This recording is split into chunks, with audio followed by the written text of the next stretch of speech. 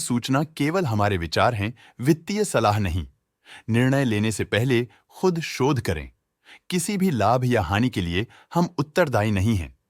आज हम देख रहे हैं स्टील एक्सचेंज इंडिया लिमिटेड के 2024 Q2 की standalone financial performance. Starting with the sales, पिछले क्वार्टर से सेल्स में -1.17% का डिक्रीज हुआ है, मगर कंपनी ने पिछले साल के मुकाबले मार्जिनल सेल्स डिक्लाइन रिपोर्ट किया around -3.29%। Expenses -1.94% quarter on quarter decrease हो गए हैं, जो साल भर का -6.47% के डिक्लाइन के साथ अलाइन करता है। एक्सपेंसेस में डिक्रीज अच्छा है, लेकिन सेल्स में डिक्रीज निराशा की बात है। ऑपरेटिंग प्रॉफिट, जो पिछले साल के कंपैरिजन में 38.39% up high quarter on quarter around 6.29% increase हुआ।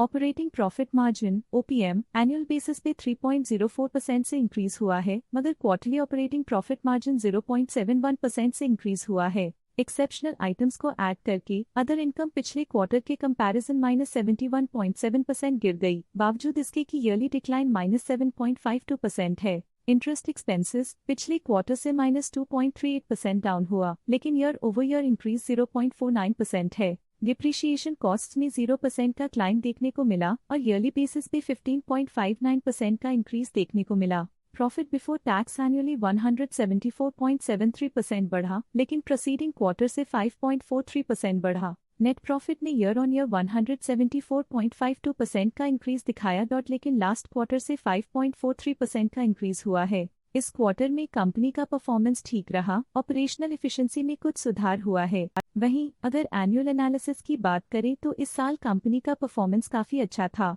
अर्निंग्स पर शेयर EPS में साल भर में 0.05 का इंक्रीज देखा गया, लेकिन क्वार्टरली में 0% की बढ़ोतरी भी नजर आई। साल का EPS एक्सीलेंट रहा, जो हाई एफिशिएंसी और प्रॉफिटेबिलिटी को दिखाता है। स्टील एक्सचेंज इंडिया लिमिटेड के फाइनेंशियल स्नैपशॉट को रिव्यू करते हुए कुछ मुख्य ट्रेंड्स सामने आए हैं, जो कंपनी की परफॉर्मेंस पे रोशनी डालते हैं। सितंबर 2021 से सितंबर 2024 तक स्टील एक्सचेंज इंडिया लिमिटेड की फाइनेंशियल जर्नी में सबसे पहले बात करते हैं सेल्स की। सितंबर 2021 से सितंबर 2024 तक स्टील एक्सचेंज इंडिया लिमिटेड की सेल्स में उतर चढ़ाव रहा, जो 1065.88 करोड़ से बढ़कर 1092.7 करोड़ हो गई।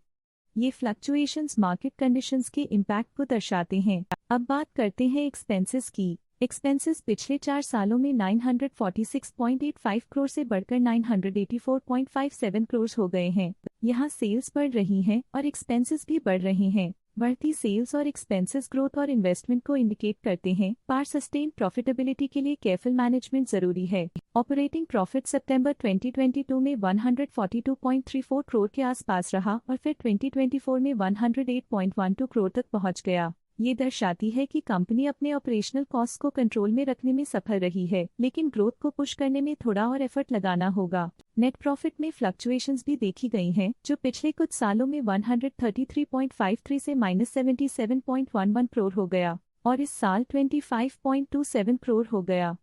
ये इंडिकेट करता है कि कंपनी की परफॉर्मेंस और अच्छी हो सकती थी। कुछ पीरियड्स में EPS में भी फ्लक्चुएशन देखी गई है, जो कभी 0.3 के आसपास रहा और कभी थोड़ा इम्प्रूव या डिक्लाइन हुआ। ये इंडिकेट करता है कि कंपनी को अपनी अर्निंग्स को स्टेबल रखने के लिए कंसिस्टेंट एफर्ट्स की जरूरत है। स्टॉक लेटेस्ट न्यूज अपडेट के लिए चैनल को सब्सक्राइब करें और वीडियो को लाइक एंड शेयर करें।